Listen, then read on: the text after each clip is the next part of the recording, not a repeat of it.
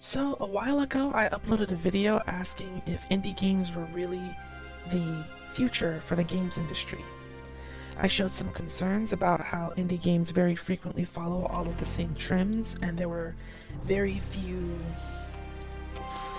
deviations from pre-existing formulas. There's a lot of 2D platformers, Metroidvanias, and Souls-like games, and I wasn't wrong about that.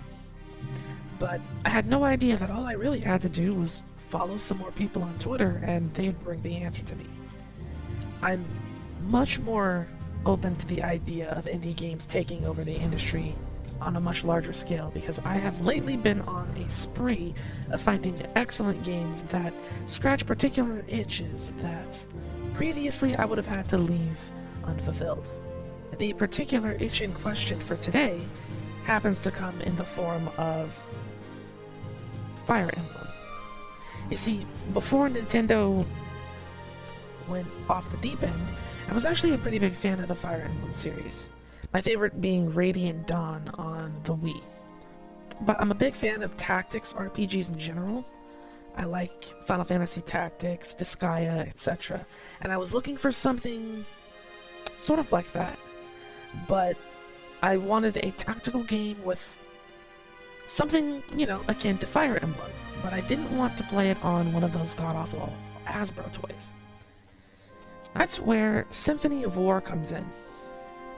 Symphony of War is a indie RPG developed by Dancing Dragon Games, and it is a little bit of a blend between Fire Emblem and Advanced Wars. It's got some pretty unique mechanics as well as some things that you're probably already familiar with if you've ever played either of those games. Primarily the fact that you're a pixel, not a pixel, you're a sprite unit on the map. You move close to other units on the map, enemy units, and you attack them. The game will transition into a squad that will attack. Then the squad that you're attacking will retaliate. And you basically go from there. The units vary from up-close melee to archers. There are mages for both attacking and healing, and the environment plays a part in how effective your attacks are, as well as how well you defend against ongoing damage.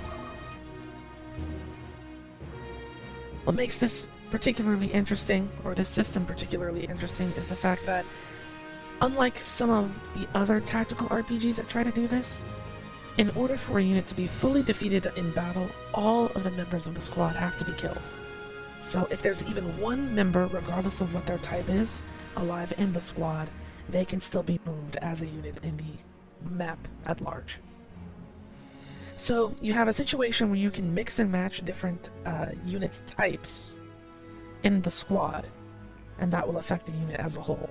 But everybody has to be dead in order for that unit to go away. I had a situation where a newly formed unit was unfortunately not performing too well in combat. Everybody in this unit, in the squad, had been killed except for one healer. And obviously, I can't send a solo healer into battle because they can't attack. All they do is heal. But they were still a unit on the map, and if you're able to walk, then you have to work.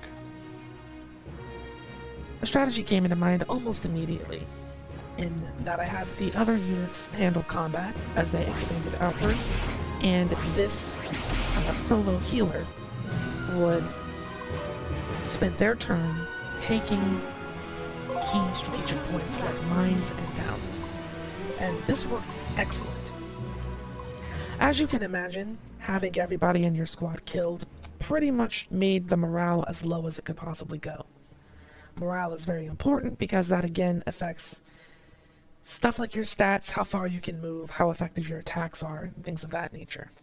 Well, I wasn't really worried about this healer attacking anything, but them being able to move around the map effectively proved to be relatively useful, because all of the units that were dedicated to combat were able to do that, and I could spend as long as I needed taking the towns and the mines, those key strategic points, very, very casually, so long as they did their jobs and defeated all of the units before they got close to the healer.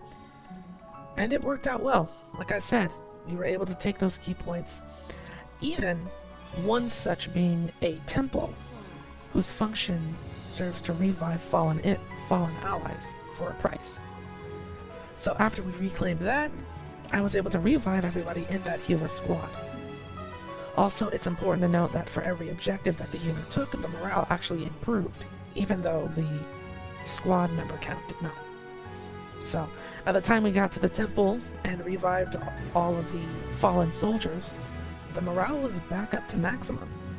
So it was basically as if none of that horror.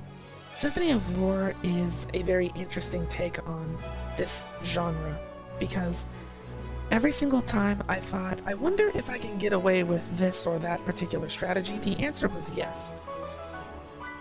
And that sort of thing doesn't happen often enough in these sort of tactical type games. There are usually some sort of limitation that keep you from realizing your inner commander. And I'm very pleased with the way that this is going so far. And on top of that, the enemy AI is very, very advanced, I feel.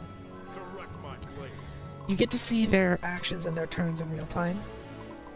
And if you're ever in a situation where you're like, well, if I were them, I would do this to inflict maximum damage, that's probably exactly what they're going to do.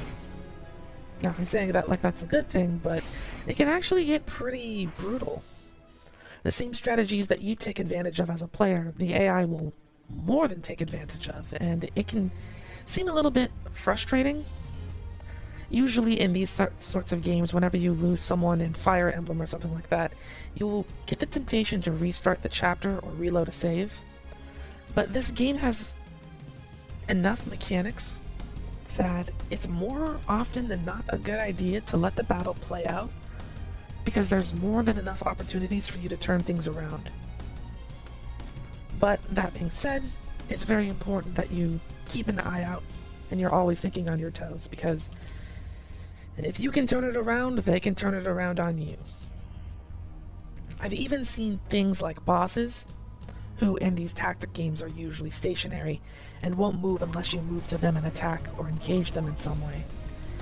In this game, they're more than comfortable leaving their comfy positions in order to squash your most weak or most injured squad or units on the field. So, you always have to keep an eye out for where everyone is and what's going on around you. But that's a good thing.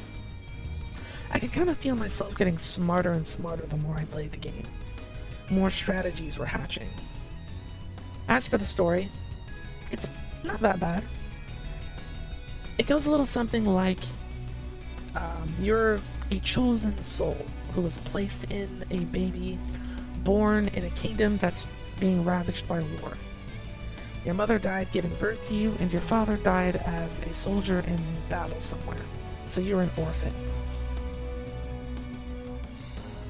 As the war was coming to a close, you grew up assisting the military in menial tasks before joining them officially.